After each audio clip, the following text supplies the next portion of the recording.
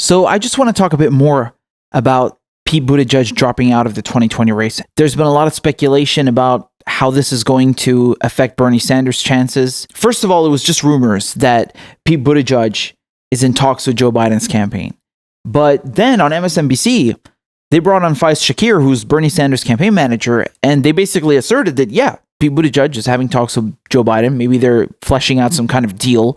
So we're reporting tonight here at NBC News that Pete Buttigieg's campaign is speaking with the former vice president's campaign about potentially coordinating or teaming up their support. This, of course, potentially some of the consolidation that many folks have been talking about as the field seems to come down to Bernie Sanders versus somebody else. What do you say to Joe Biden's campaign, first of all, but also to the voters who either have already supported Pete Buttigieg or were thinking about supporting him in these Super Tuesday states about how to make their decision? It sounds like he's going to push those people toward Joe Biden. Well, so first of all, I congratulate Pete Buttigieg, his staff, his supporters. They built this campaign up. I know how hard it is to run these things, and they should be commended for what they did. They surpassed everybody's expectations, so kudos to them. Faiz Shakir, Bernie Sanders' campaign manager, he doesn't really go into the story of Pete Buttigieg talking with Joe Biden's campaign, but this pretty much confirms that this whole dropping out was a calculated move on the part of Pete Buttigieg, which is completely in character for his rat-like, strategic, calculated, and cold moves. So absolutely no surprise there. Now, there's something else that I saw on Twitter, and I don't know if this is real. This is the disclaimer. This could be completely fake. I have no idea if this is genuine, but a clip emerged of Pete Buttigieg leaving a voicemail for Joe Biden, or at least one of his campaign surrogates or something, asking to get in touch with Joe Biden and discuss the plans they made. Again, I don't know if this is real, but I wanted to show it to you because I think it's interesting. So take a look. Hi, it's Pete Buttigieg calling for the Vice President. I wanted to see if I could catch him for a couple of minutes to share some news about our plans. My number is 574. I'll also send a text message to this number from my number that would be a good callback. Thank you. Now, the number has been censored there, but apparently some people did some reverse searching, and it turns out that is a phone number registered in South Bend, Indiana. So again, I don't know how legitimate this is. I haven't seen anyone covering it, but if it is real, I mean, it just further confirms what we already know, that Pete Buttigieg dropped out in a calculated move, and he is in talks with Joe Biden's campaign. I don't think he's going to get a VP position or something. I think that might be a bit too much. Who knows? I mean, it's possible. But yeah, he definitely did this for his political career, because at the very least, he's saving himself some embarrassment on Super Tuesday, and that leaves him room to run again in the future. Because imagine if he got wiped out on Super Tuesday and then he tries to run again in the future. They're just going to keep bringing that up, right? So he bows out gracefully, quote unquote, and, you know, he might give it another run later and maybe gets a position with Biden, for example, in his cabinet. But I want to talk a bit more about the whole superdelegate math and how this affects the race. So you would think that, okay, because one candidate is bowing out, it's better, right? Because it clears the field and that gives more room for the front runner or whatever. But there is a chance now that the support Pete Buttigieg had dissipates and goes to other candidates who didn't have viability. Just like Elizabeth Warren, if you look at the latest California polls, she's polling at 14%, okay? So all she needs is 1% to reach viability, and then she's suddenly taking away delegates from Bernie Sanders. And the same can be said for Biden. You know, Biden isn't doing particularly well, especially since he didn't bother campaigning for Super Tuesday.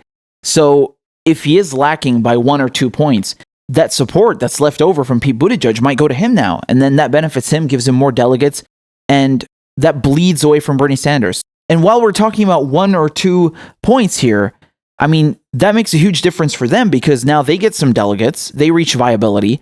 But for Bernie Sanders, it doesn't make a difference if he gets some of Pete Buttigieg's support. I showed you yesterday the latest polls that for Pete Buttigieg supporters, their second choice is Bernie Sanders, right? 21%.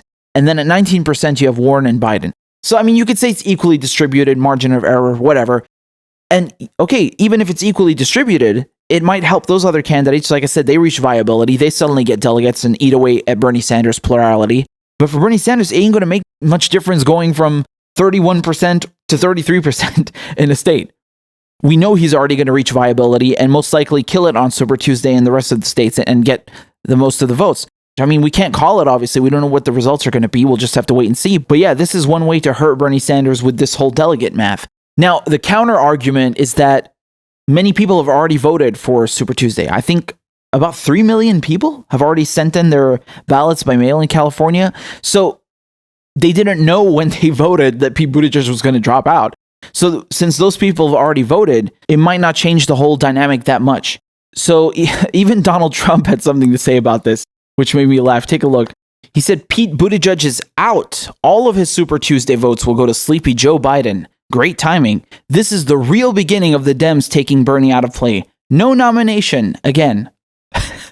It's so funny watching Donald Trump go after the DNC concern troll and look like he's defending Bernie. Unfortunately, he's usually right when he's talking about Bernie getting cheated out of the nomination and the DNC screwing him over or other candidates screwing him over. Unfortunately, what he says is usually the truth, and it hurts that it's coming from an orange clown, but it's nonetheless the truth. So again, I don't know how many of Pete Buttigieg's votes are going to go to Joe Biden, but yeah, this could end up hurting Bernie Sanders. And this is another way for the moderates, the centrists, the corporatists of the Democratic Party to consolidate power. You know, Amy Klobuchar is probably going to drop out right after her Minnesota primary. She's just staying in there to make sure that Bernie Sanders doesn't get any more delegates in her state, right? Just like Elizabeth Warren is staying in the race to make sure that on Super Tuesday, Bernie Sanders can get more delegates. And this is a way of consolidating power behind a Biden ticket. So it looks like Joe Biden might be the one the establishment pick. I mean, I'm honestly a bit surprised. I would have thought it was going to be Pete Buttigieg because